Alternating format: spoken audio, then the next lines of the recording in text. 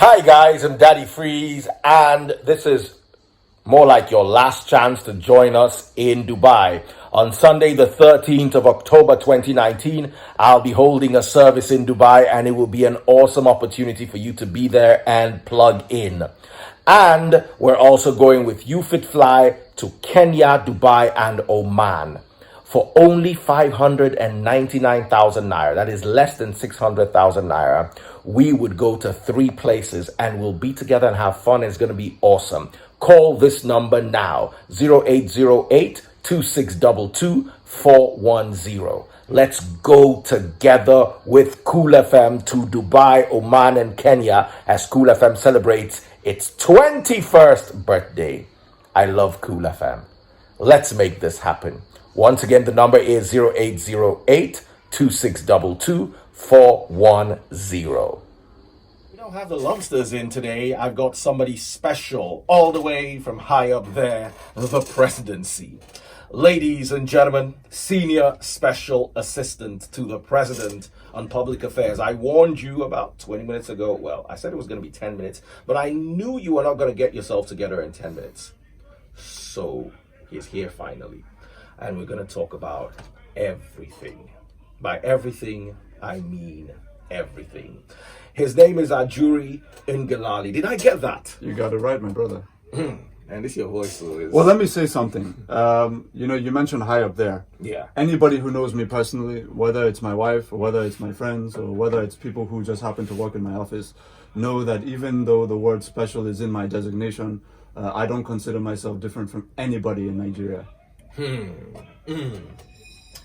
Okay, first of all, before we go to the meat of the matter, tell us a little bit about yourself.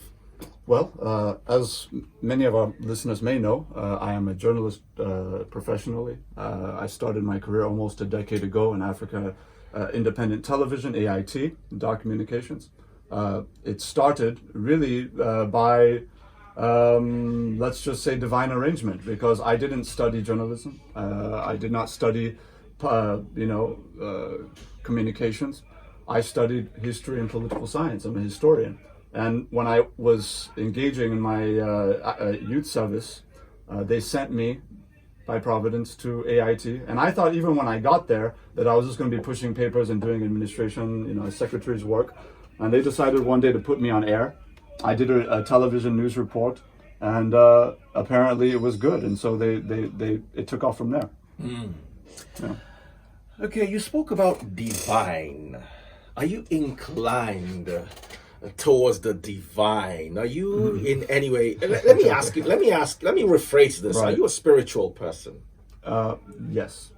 But that's a loaded question in the Nigerian context, because unfortunately so many things have been attributed to what is being spiritual in our country.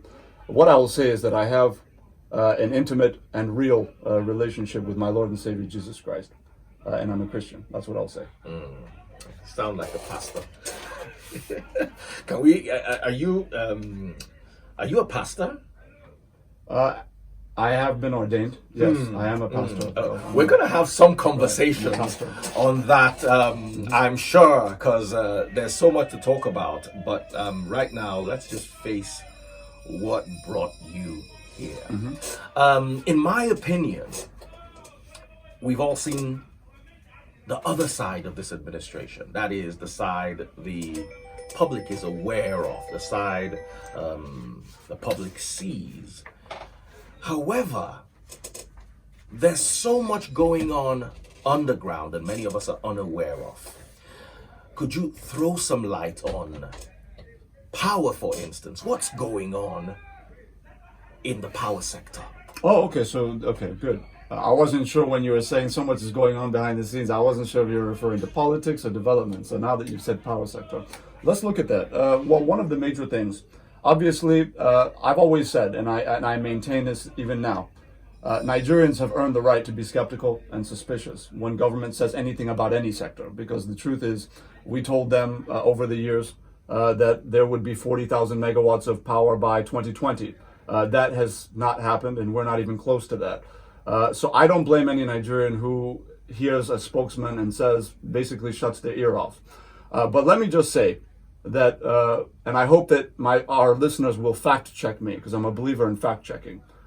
Don't take my word for it.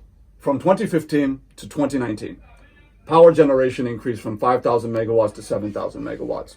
Power transmission increased from 5,000 megawatts to about 8,000 megawatts. Power distribution at 3,500 megawatts did not improve at all, not by 1 megawatt. In fact, during the rainy season, it actually goes backwards. So we're looking at sometimes 2,700 megawatts, etc. Now, if you have 2,700 megawatts of distribution capacity, it means that even if you're generating 100,000 megawatts, Nigerians will only see 2,700 megawatts, and that is a major problem, which is why after President Muhammadu Buhari welcomed German Chancellor Angela Merkel to the presidential villa last August, they struck an agreement. And that agreement was essentially to undertake a 6-year contract to establish 25,000 megawatts of electricity. And I know I get weary even saying big numbers like that when it comes to power, because I know how skeptical our people are and I understand it. But I'm going to just very quickly lay out the differences in what is happening now as opposed to what was happening before.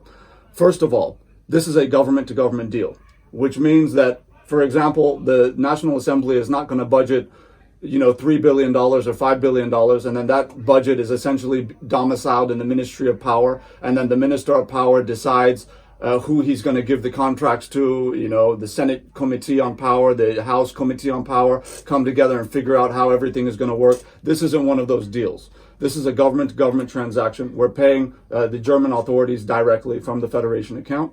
I want something to be very clear. In Mr. President's wisdom, it's happening in phases. Because our distribution capacity is the weak point, Mr. President said phase 1 of the Siemens deal will target distribution capacity exclusively. Right now, within the last 6 months, German engineers have gone around every bit of distribution infrastructure in this country in conjunction with Nigerian engineers, and they have taken a forensic audit of all of the infrastructure.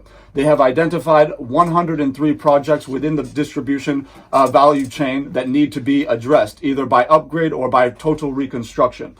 Siemens is going to handle all of those projects. None of them will be shared with any other contractor. So by 2021, which is 2 years from now, based on the agreement, the distribution capacity will rise, and we want Nigerians to hold us to account on this promise, from 3,000 megawatts approximately to 7,000 megawatts. That means 2 years from now, we will receive all power currently being generated and transmitted in the country. No more stranded power. Now, by 2023, based on the same phase 2 now, we're going to be simultaneously building small power plants across the Ajeokuta to Kaduna to Kano gas pipeline. We're going to build power plants in Kaduna and in Kano. That's going to supply an extra 3,600 megawatts by 2023. So we will have generated 11,000 megawatts, transmitted 11,000 megawatts, and we're able to receive through our distribution infrastructure that's newly renovated 11,000 megawatts by 2023. That's our promise, and we want to be held to that promise. Awesome. How come the masses are not aware of this? Well, I would say that there's a lot of engagement that needs to be done, DJ. There's no two ways about it. There's there's really no doubt about the fact that we had become accustomed to a traditional means of communication in terms of government. And I'm not just talking about the federal government, I mean, even in terms of state governments. What you tend to see is that even from the era of the military into the civilian Fourth Republic, you would see the same system where government gives out information and they kind of have expected Nigerians to just swallow it hook, line, and sinker. And there's not that dialogue, there's just a monologue. And so in the wisdom of Mr. President, he said, we need to figure out how we can create a dialogue in this country where people are heard, and on the basis of what we hear from the people, we're able to inform policy formulation and implementation. They need to be involved in the process, because ultimately, if we're going to have a successful democracy that is stable internally, it's going to be because people believe that they have a stake in the federal government of Nigeria. And the only way that people will feel that they have a stake is, one, by having free and fair elections, and two, by ensuring that they have inputs on matters of policy that affect their lives. Okay, so you're that man that would be liaising between the presidency and the people? That's absolutely right. Okay. But again, this is clear on that. no. But no, I'm glad you asked. But let me also say that I'm just one man. So it's more about the institution of public affairs. It's not about me as a person. It's more about ensuring that we develop the mechanisms that will ensure that officials come before the people, hear directly from the people, and are creating the policies around those interactions. You know why I raised that?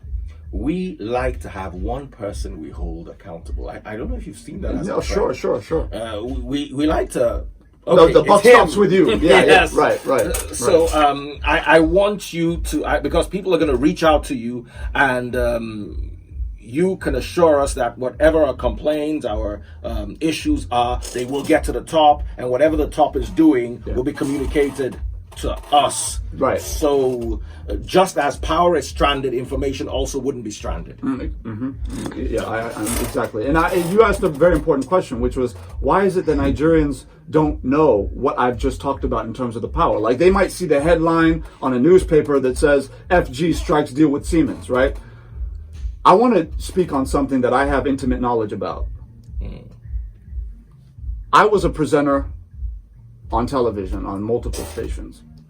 I know that one of the most underreported aspects of what goes on in Nigeria when we talk about corruption. Yeah. We talk about corruption in the public sector. In fact, that's the one we're really fixated on. We want to know which governor or which senator or which person, official, stole what amount of money, right? That's what we want to focus on and talk about. Why isn't the FCC arresting this governor, right? Yeah. Now, you have the private sector one where people aren't paying their taxes, for example, or maybe people are underreporting the amount of crude oil that they're selling. You know, so many forms of corruption in the private sector. We talk about that one too. What we don't talk about is corruption in the media.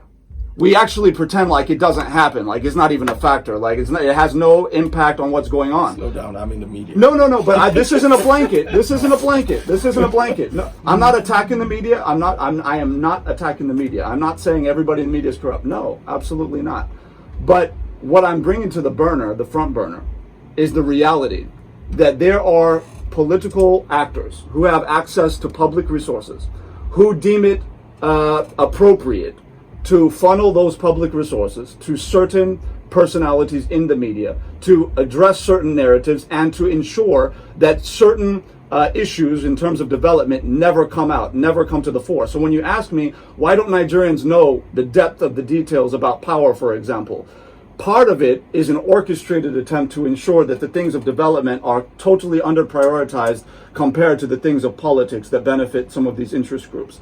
These are things I can speak of firsthand, and I know that it's a sensitive topic, but these are things that I think Nigerians need to begin talking about. We need to address corruption everywhere, not just in the public sector, not just in the private sector, but also in the media. And we have great, professional, patriotic, honest Nigerians in the media as well. All right, we're going to go on a quick break and then come right back. There's so much to talk about. Don't you even dare touch the dial. Like I said, we're going to leave no stone unturned. It is After Dark with Daddy Freeze and the Lobsters, exactly 10 minutes down 8 o'clock. 96.9 Cool FM, where you definitely hear it all. Stick around, Lagos. It is After Dark with Daddy Freeze and the Lobsters, more like Daddy Freeze and Ajuri. And we're talking about many issues that you want to hear about, and many issues that, in my opinion, many of us have been misinformed, underinformed, or not informed at all. And another one is with regards to job creation. A lot of people out there do not have an idea what is going on with job creation. It looks like unemployment is on the rise, especially if the statistic sample is your immediate environment. What is this government doing about job creation and agriculture? And what are the plans in the near and distant future to ensure that these whatever it is they're doing is not just sustainable, it's actually sustained? Good, thank you very much for that question. Let me just say this: when we talk about job creation and we talk about unemployment, I think one of the major challenges is there's this perception out there that when the unemployment rate is rising, it means that the businesses are closing down, industries are closing down, people are being sacked, etc. That's the narrative out there. Yeah. Unemployment rises. I want to say this for all of our listeners to really appreciate. Unemployment rises when the people coming out of secondary school, universities, entering the job market, outpace and outnumber the availability of new jobs, right, being created. Every year, we have 1.7 million Nigerian youths coming out of secondary school and the universities. Even if you create 1 million jobs every year, the unemployment rate is still rising because of the 700,000 that's left out. So these are the challenges that we have, and I want to couch the unemployment issue properly so that we all understand it. Now, to the question of job creation, which is very critical, let's look at the social investment programs, right? Because that's the starting point. Right now, we have 9.8 million school feeding, right? 9.8 million school children being fed across 32 states of the Federation, 1.7 million petty traders receiving loans between 10,000 and 50,000 naira under the JEEP scheme. 500,000 unemployed graduates now are receiving skills and building their communities across sectors, automobiles, power lines, you name it, agric, tech, education, etc. So all of that is going on. Now, what Mr. President has said is that we are not going to make pie in the sky promises. We want to show you what we have done, and we want to tell you how we are going to escalate what we have already done. Now, to that, we are escalating the Government Enterprise and Empowerment Program, JEEP, which is, of course, market money, farmer money, trader money. We're escalating that now and broadening the scope to include all Nigerians. So we're calling it the People Money Bank.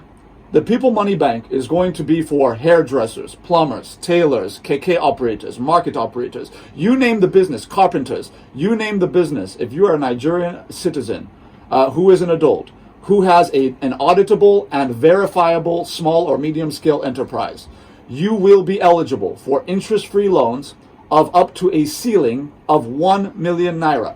That means it would start at about 100,000, you pay that back faithfully, you receive 200,000, you pay that back faithfully, you receive 500,000, you pay that back faithfully, and then it escalates to 1 million. That is going to be available for 10 million Nigerians. The bet of yes, 10 million Nigerians, loans of up to 1 million naira. But again, not everybody is going to have 1 million naira. So keep that in mind when you're looking at the mathematics of this. It's going to be escalating just like the other programs were. We believe that it's time for us to unshackle our people. We need to invest in our people because we have seen when Nigerians function in this country, then they go abroad. We know what happens. The chains come off, they have the facilities, they have the resources they need, and then they excel beyond every other nationality pretty much in the world, in those countries. We're saying we need to do that here. So now all the high interest capital that was being made available from deposit money banks, we're saying enough of that. If the banks aren't going to be able to reduce their interest rates, then we need to come up with our own mechanism to ensure that that's done. So that's what the People Money Bank represents. With that said, that's just one side of it. The larger issue is about attracting investment because government knows that ultimately, even if you invest in your people, right? And if I have somebody who's running a KK operation or a taxi operation, and right now they employ 3 people, and they have their hands on 1 million naira, for example, to expand that enterprise, you know they're going to employ 2, 3, maybe even 10 more. Some people are even going to employ up to 30 million, depending on how well, 30 people, depending on how well they utilize the funds that are available, because they haven't had access to that kind of interest-free capital before. So we believe that's going to be major. But the major one is understanding that we have to attract investment. There's no magic wand. There's no secret recipe. You have to build your infrastructure to reduce the cost of production, to ensure that companies want to come into the country. And you can't do that without the infrastructure to bring down the cost of production. Obviously, that involves roads, that involves rail, that involves power, that involves airports, that involves making sure that ease of doing business is corrected in terms of regulation. That involves all these factors that have to be corrected simultaneously at the same time. Now, how do you invest in your infrastructure? This is the conversation we're having in the country right now, is about debt, right? You hear it all the time, conversations about debt. Can we continue to borrow? Look at our revenue streams. How do we adjust that, right? A lot of the conversation going on right now in the country about debt being too high or spiraling out of control has to do with people not understanding the intricacies of our current debt situation and how it applies to what we're trying to achieve. So, for example, before this administration came in, you had approximately $35 billion, if I'm not mistaken. I believe that's actually the right number. And please do fact check this. In 2015, I believe we had our national debt of about 35 billion US dollars.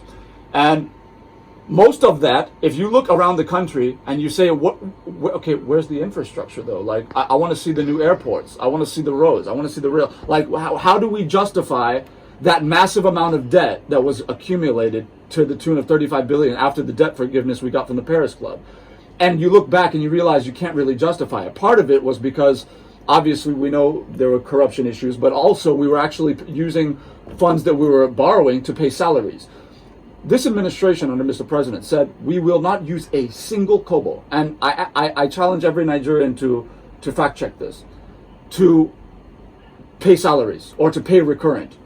What Mr. President has said is we're going to raise revenues to pay the recurrent. That's obviously salaries, that's debt servicing and all these kinds of things. And for capital, we will borrow for capital, right? So what we're doing right now is an investment. If you borrow, even if you borrow 10 or 15 or 20 billion dollars, and you can see the federal expressways that are being completed at a world-class standard by Julius Berger and all these companies, and you see the Lagos-Ibadan Railway coming up in literally less than 4 years, of almost the same length. Look at Abuja Kaduna. It was approved, I believe, in 2006 or 2007. It wasn't completed until 2016 when Mr. President did the final 10 or 15% of the project. So you've seen Lagos-Ibadan, what's possible when we invest wisely and we're not stealing the money that we're borrowing. And I think ultimately that's the kind of progress that Nigerians are looking for. And if we borrow wisely and we're spending on infrastructure that will attract the industries, that will employ our people, and then obviously when you're employing your people, you're expanding the tax base, that's how you sustainably build an economy that employs people. There's no secret sauce to this. It's worldwide. All right. In front of me, there's a screen in front of me. This is the World Poverty Report. Yeah. Nigeria currently stands at 47.7%. A total of 94,436,227, and on the rise are in poverty. Now, this figure is double the combined figure of extreme poverty in China and India. That's the ridiculousness of this.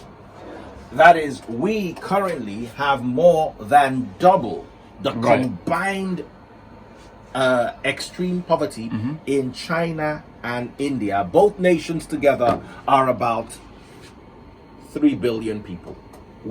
Our population is right there, estimated at a little less than 200 million or thereabouts. Right. What is this administration's, how is this administration reacting to this? Because this is no longer the word on the street. This is the word in statistics on a global, verifiable, fact-checkable website. Yeah, absolutely. Yeah. What is the government doing about this, and how are they communicating what they're doing to us? Because if you look at that number, it ends with 2. While you look at it, it will go to 3. Right there. If you stare at it for kind of like the U.S. debt clock in a way, it just keeps running, right? You see, it just exactly went up by one person, if I could say. Right. So, what's the government doing about this, and how is it going to communicate to us what is being done? Because this is scary. Very good. Thank you so much for that question, because it's obviously on the minds of basically all of our people at this point.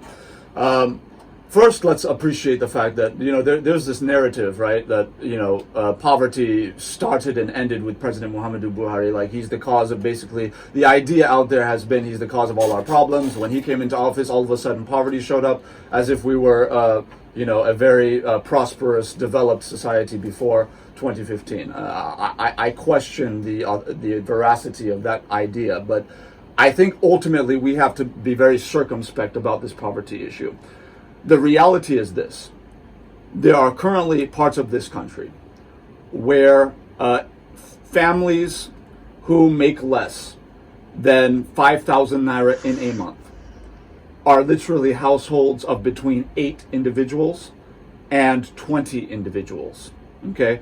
We have spiraling birth rates that are unchecked because of multiple factors that have to do with culture in some parts of the country, that have to do with an apparent lack of investment in education over the course of about 50 years. All right? All of these are factors. Okay? When the poverty clock continues to tick up, we are having more people born, right, at a faster rate than almost every country in the world.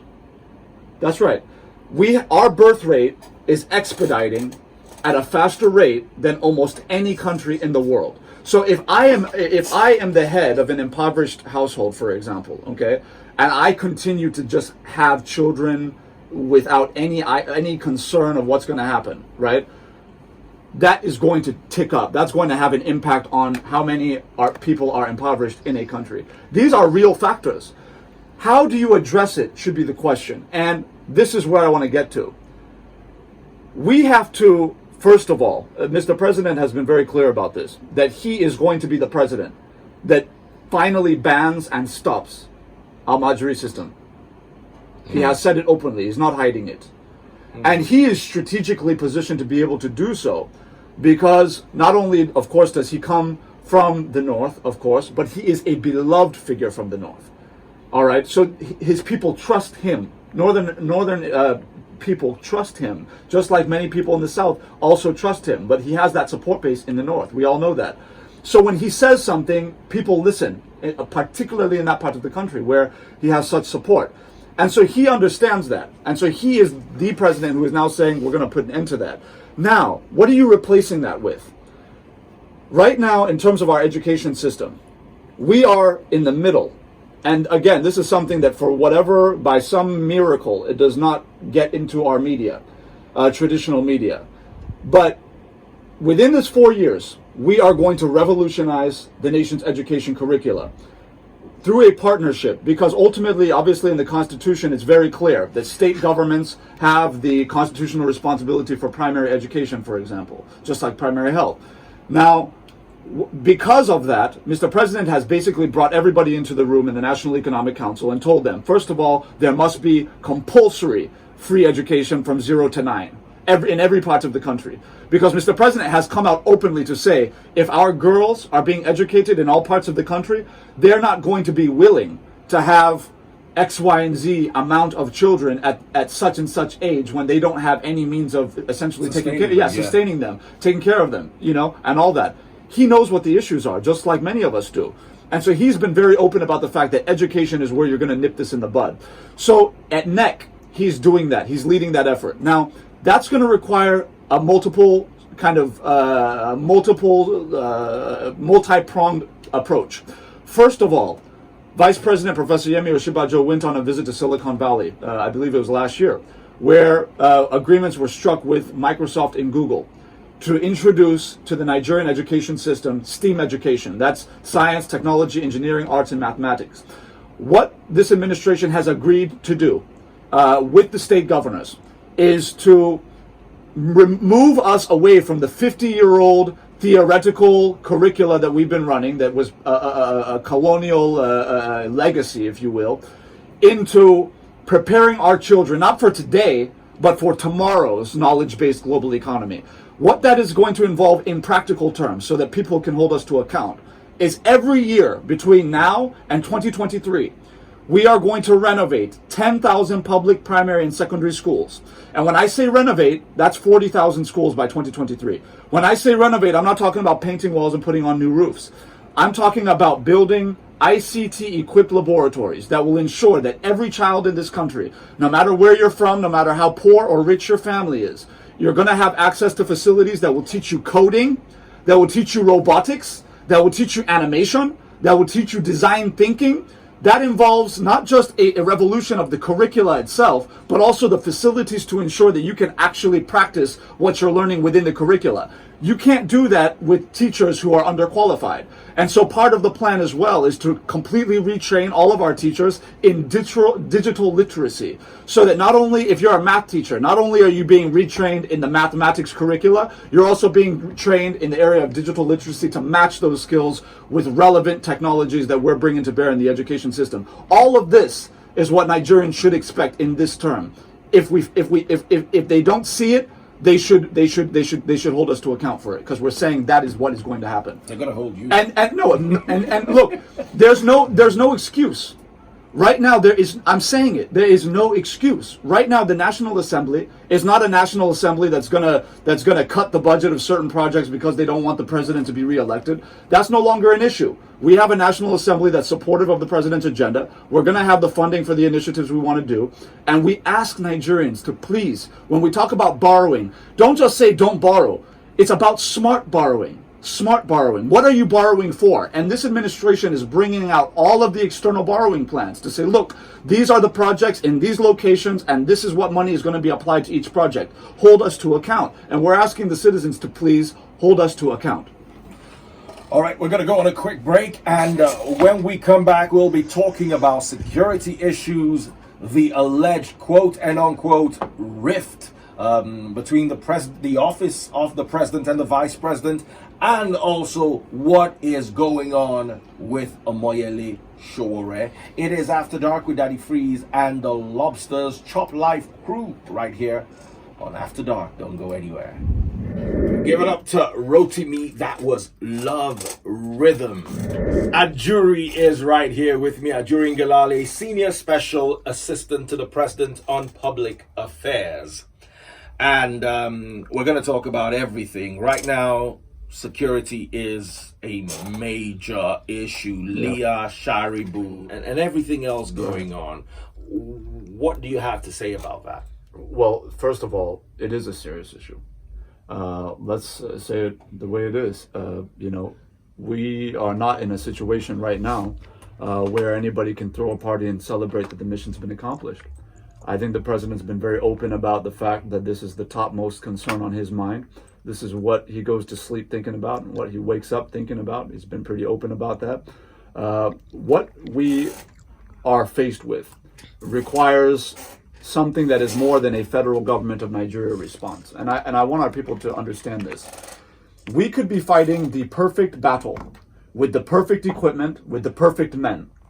But even if we chase them out of this country, decimate them, and Chad, Niger, Togo, for example, are not able to contain those threats at the same level that we're containing them within our country, for example, then you're going to have a regrouping and you're going to have a resurgence.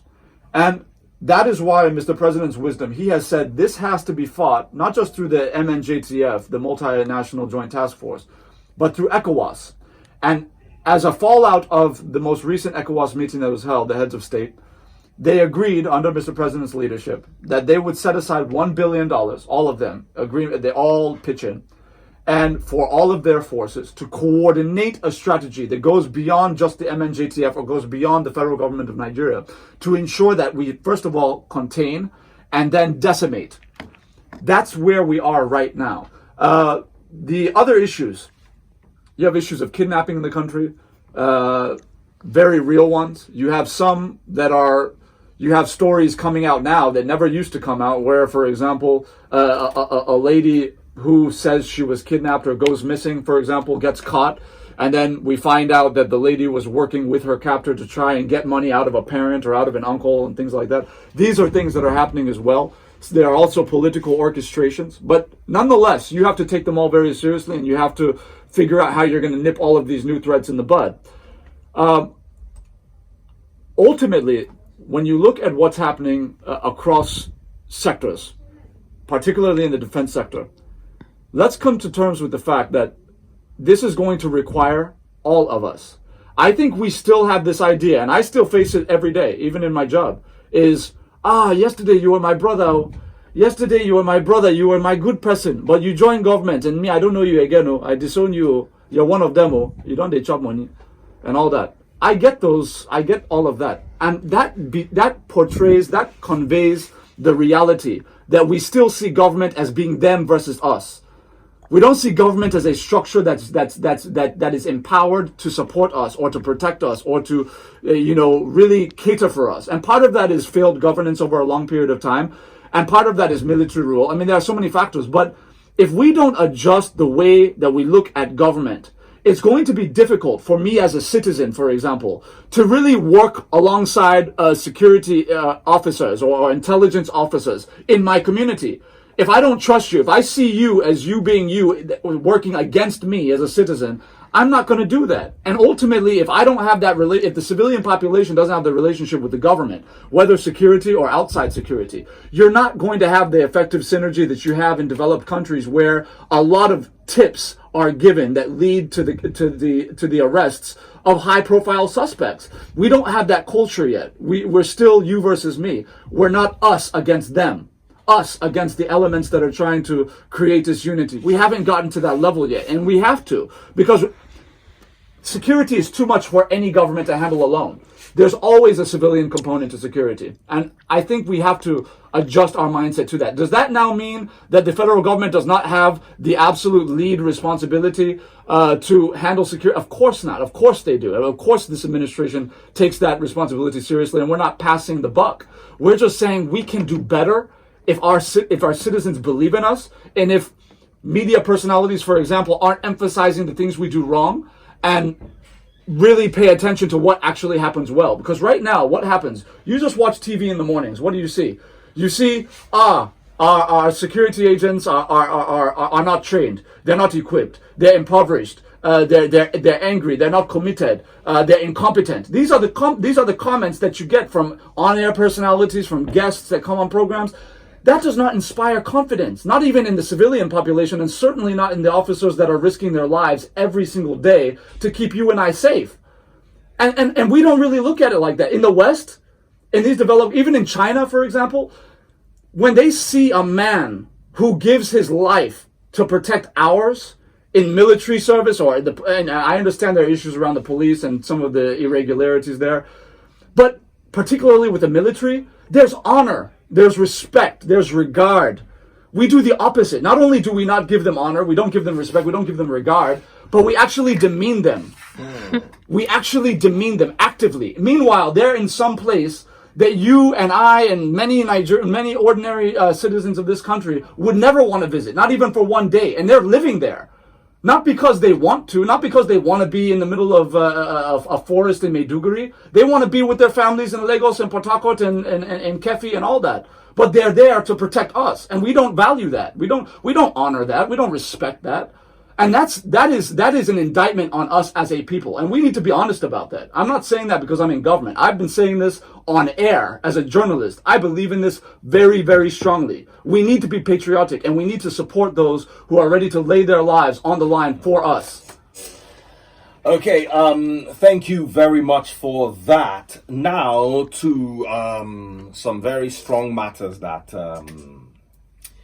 might look like you and I are not agreeing, but these matters need to be discussed. What is really going on?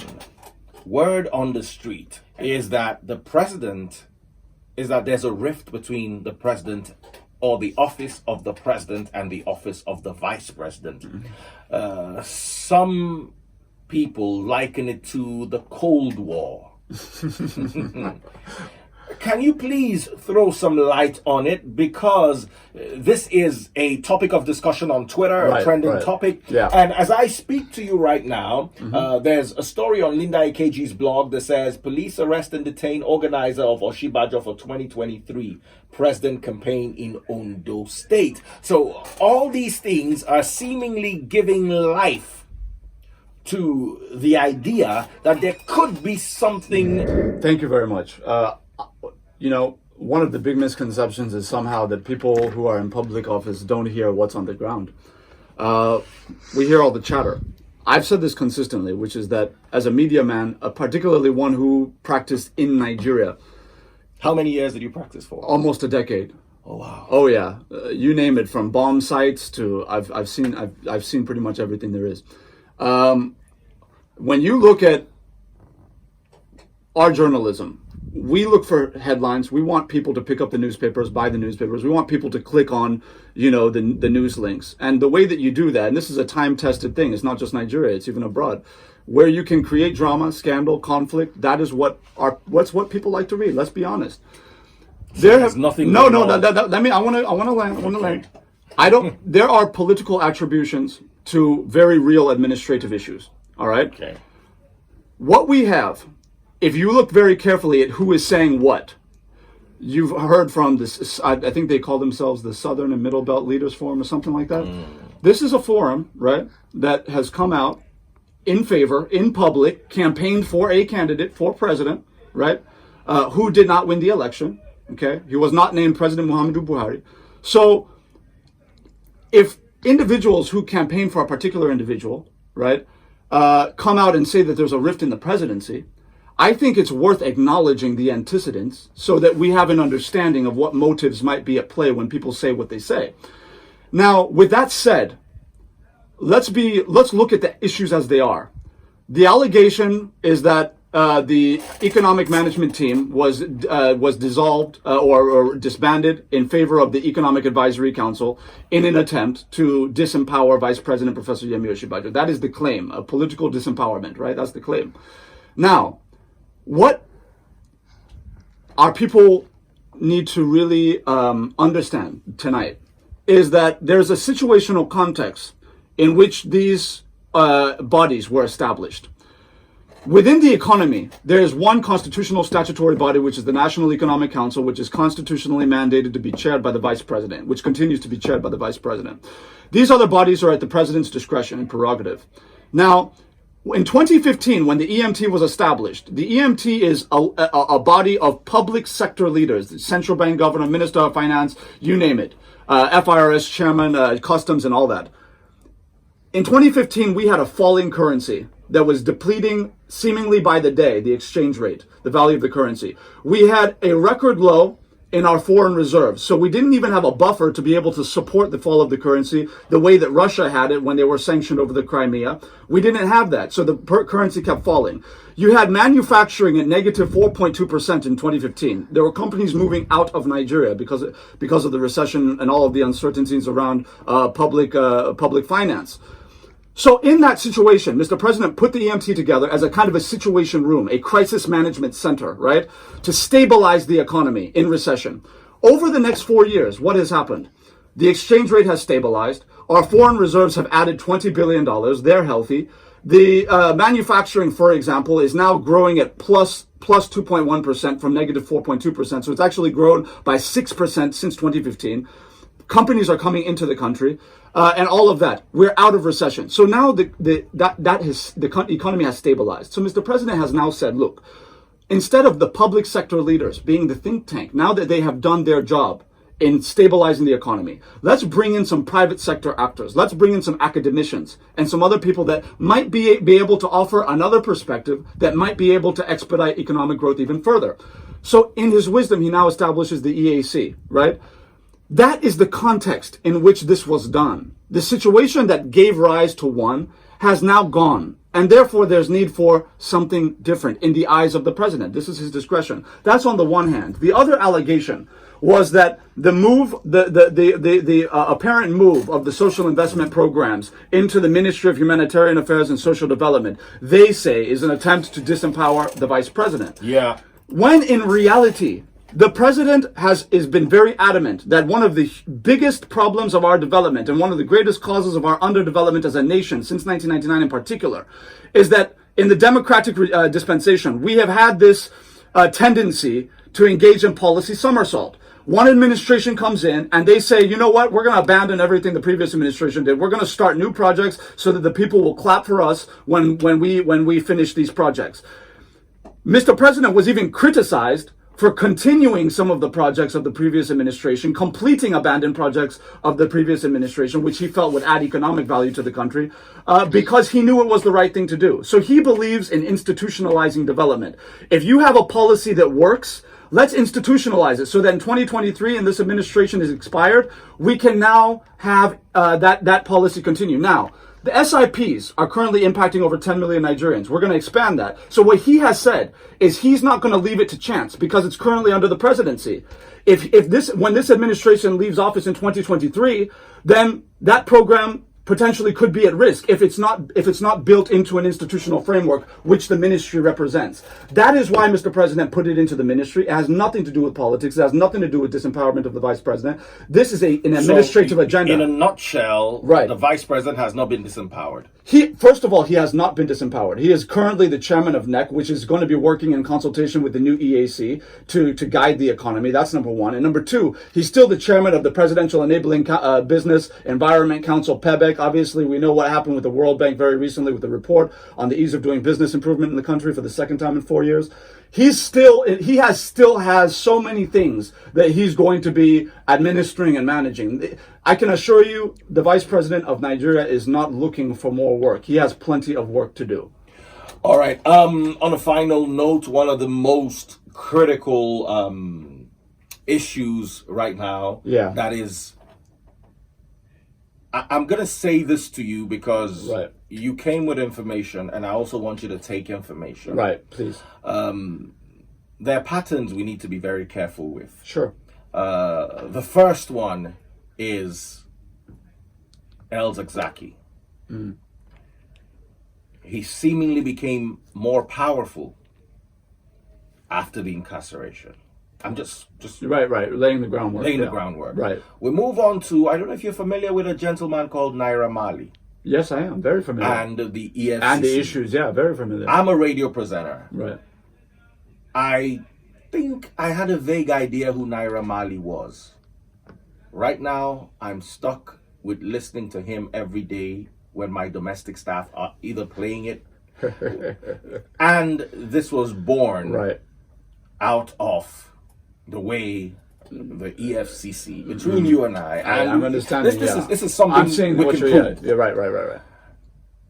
Now we go on to Omoyele Sowore. Yes. Former presidential candidate, young man, activist. Right. He came up with the Revolution Now concept.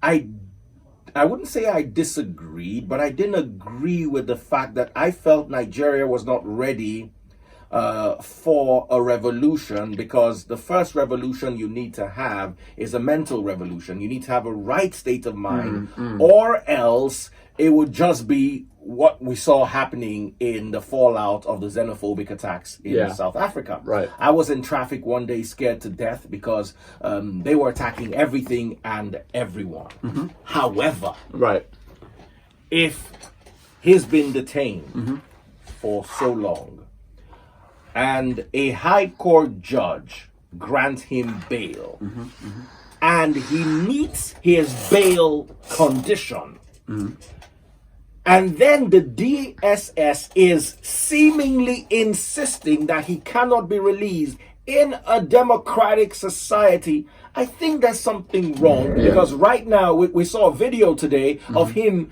being brutalized, more or less. Brutalized is a pretty strong word. Okay, maybe let me not use the word brutalized. Manhandled. Okay, let's look at the issues. May I go? Yeah, okay. Sure. Okay.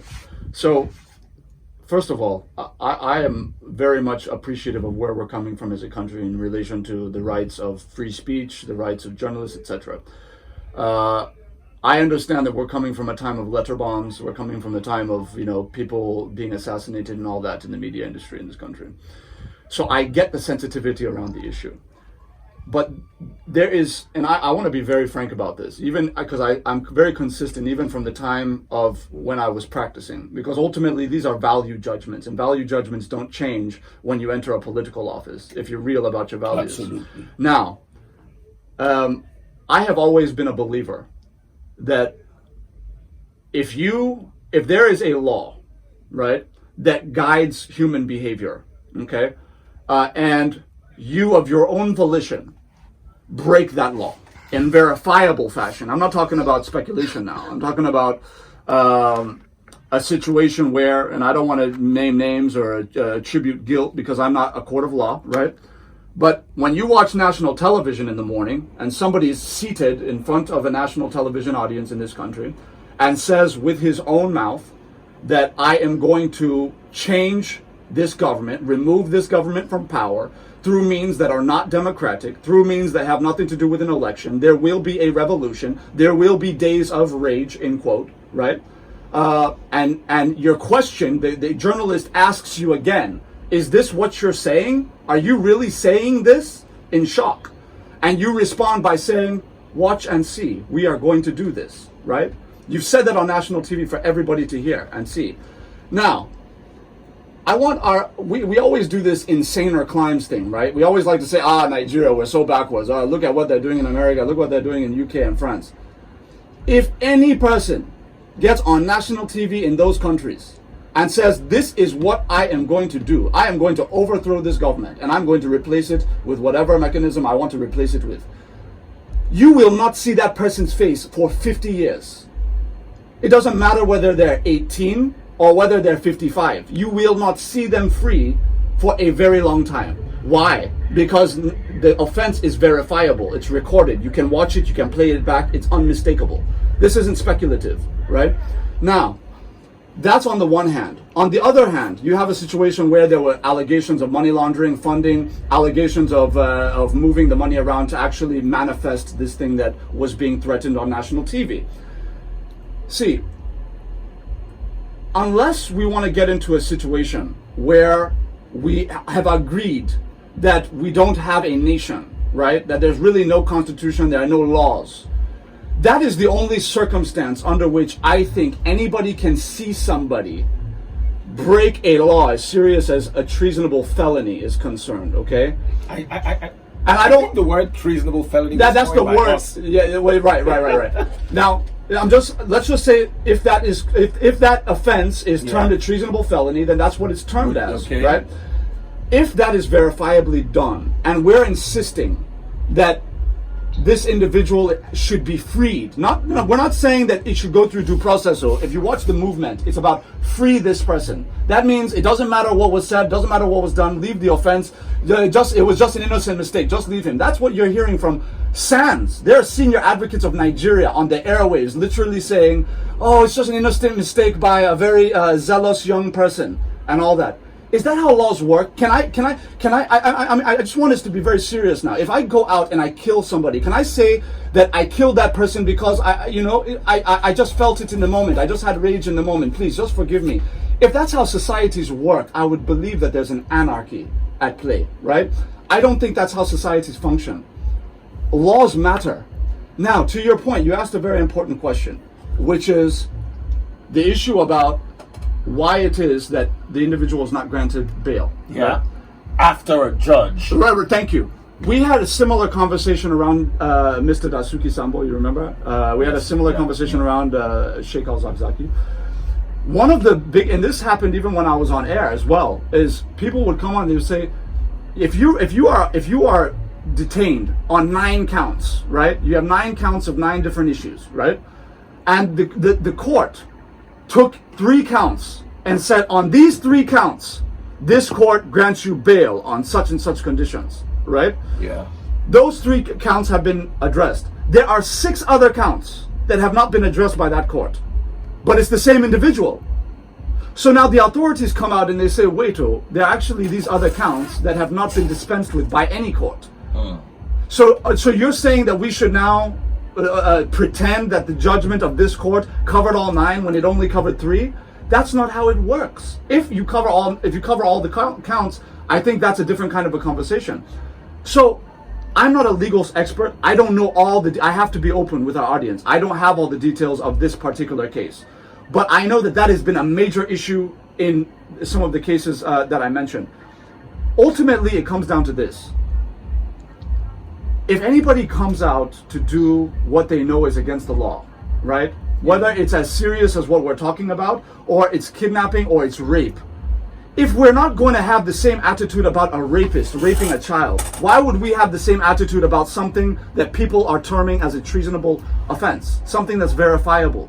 These are the questions that I think we as a people, I can't answer that. I'm not God, I'm not the president. But we as a civilian population have to come to an agreement on what should be acceptable or not, regardless of the name recognition or the brand name. Or look, the law should be the law, and I hope that all Nigerians would agree on that. All right, here's where we draw it to a close. I need to open up the phone lines, even if it's 2 or 3 calls, and please make your calls 10 seconds and less. 0127100969, 0127110969, 0127120969, and 0127133969. After Dark with Daddy Freeze and the Lobsters. Yes. Hello, can you hear me? All right, direct your question to Mr. Ajuri. Good evening, Mr. Justin. Good evening, my brother. I really love it. You talk a lot about this country because you don't know where we are going. I really love you. Thank you very much. God bless you, my brother. God bless you. All right, more calls coming through. Hello, please go ahead. Everybody, please, I want to remain anonymous. Okay, sir, but go ahead with your question. Yeah. The man that you are speaking to, is so bad. Have you been proving that what you already is a treasonable felony? I mean, the others have proved it. They have said that it is not a treasonable offense. When us protesting against the government, against the government, becomes a treasonable offense. Okay, I'll direct that question to him. Let me take one more call and then he'll answer everything. All right, one more call. Good evening. How are you doing? Hello. Hi, good evening. What's your name? And please go ahead with your question. Okay, my name is Sholakwe.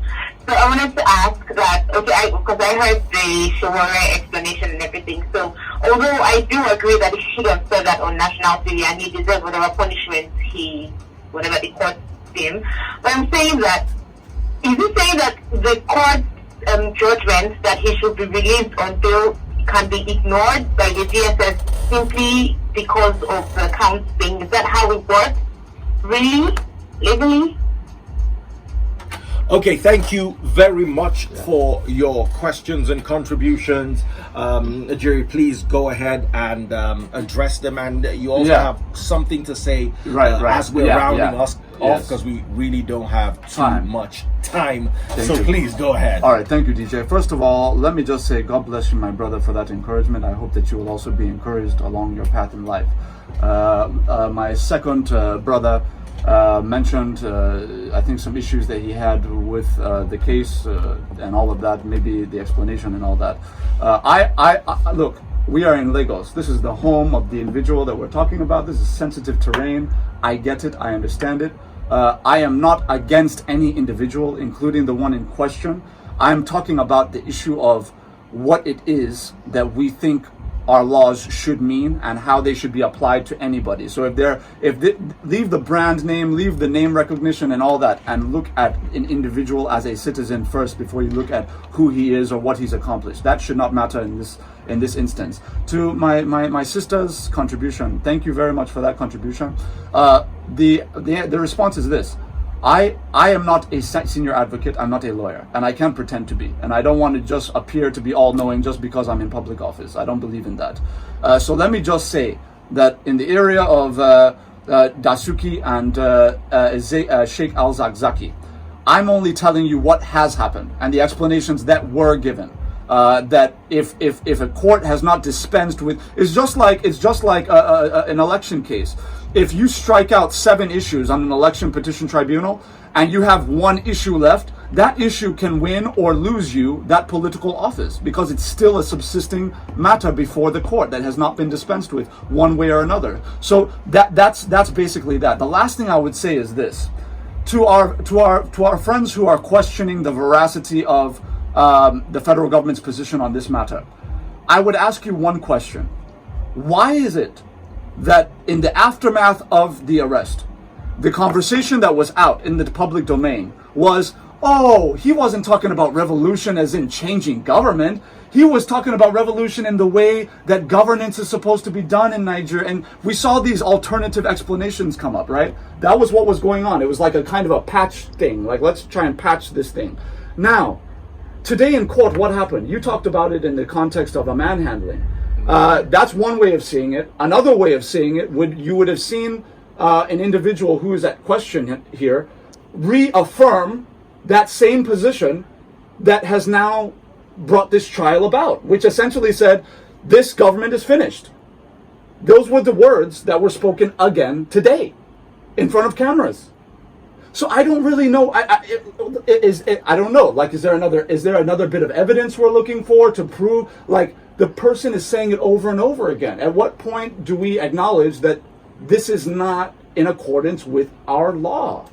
That's just the question I have for Nigerians. And look, this is something that should be subject to everybody's individual judgment. I respect everybody's opinion, even those who think that the individual should be freed immediately without any process. I respect all of your opinions. My opinion is not any more important than yours. I'm just asking what it is that we think our laws should mean in this country. Thank you. All right, thank you so much, Ajuri, who is the Senior Special Assistant to the President of Public Affairs. I'm sure we're going to have you one more time. I was going to ask one question, though. Okay, Naomi has a question. Okay, Naomi, go ahead. So, You're supposed to ask Mr. this. Ajuri, since you are representing the president, right, I just wanted to ask why, judging the president based on the kind of person he portrays himself as, right, I want to understand why it seems like he's not giving it a consideration when the people have been tweeting and talking about cutting the cost of government, so I want to understand why it feels like the president is not even putting that into consideration, because like we feel like what the Senate, what these people are getting is outrageously too much. Thank you so much for that question. It's one that has, again, been on the minds of people. Look, part of this has to do with the communication gap, because when the Mr. President is taking measures and they're not talked about, it's as if no measures were taken, right?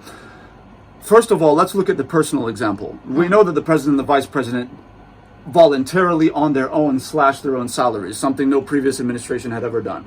We know that Mr. President was using the former president, his predecessor, he was using his predecessor's official vehicles for the first 3 years of the administration, because he didn't want to spend on new vehicles in the presidency, for example. He thought that was a waste of money. In fact, it got to a point where people were saying, Mr. President, this isn't safe. We actually need to get upgraded vehicles for your own security. That eventually, I believe it was this year or last year, that was upgraded. That's on one side. That's on personal example. But the issue of the overall cost of governance at all levels. What many Nigerians may not know this evening is that an instruction has already gone out to the leadership of the National Assembly to bring back the Aronsaye report on the rationalization of all federal MDAs.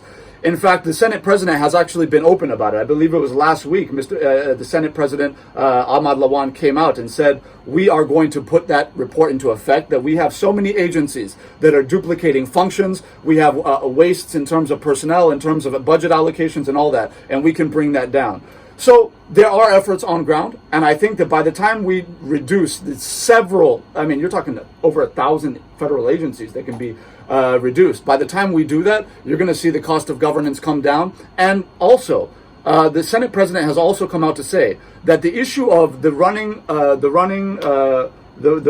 cost of their offices, essentially for oversight, etc., the running cost that I think is about 13.5 million every month, in addition to their salaries, that Nigerians are really concerned about, that he's ready to bring that conversation before the Nigerian people to say, look, if you have a problem with this, let it be that we have told you everything about how this money is administered, and then you can tell us whether you still have a problem or not. He's ready to bring that to the public fora, and he has made that very clear. So I think Nigerians should hold the Senate President and the National Assembly to that promise, and I think the Senate President is very keen on making sure that Nigerians know why that money is there and what it's being spent on, and if there's any disagreement about it, he's ready to face that with Nigerians. All right, absolutely wonderful. Thank you so much for joining us. After Dark with Daddy Freeze and the Lobsters is over and the Night Cafe begins. Hi guys, I'm Daddy Freeze, and this is more like your last chance to join us in Dubai. On Sunday, the 13th of October 2019, I'll be holding a service in Dubai, and it will be an awesome opportunity for you to be there and plug in. And we're also going with UFIT Fly to Kenya, Dubai, and Oman.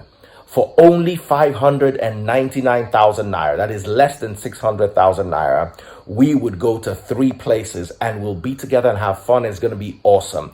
Call this number now, 0808 2622 410. Let's go together with Cool FM to Dubai, Oman, and Kenya as Cool FM celebrates its 21st birthday. I love Cool FM. Let's make this happen.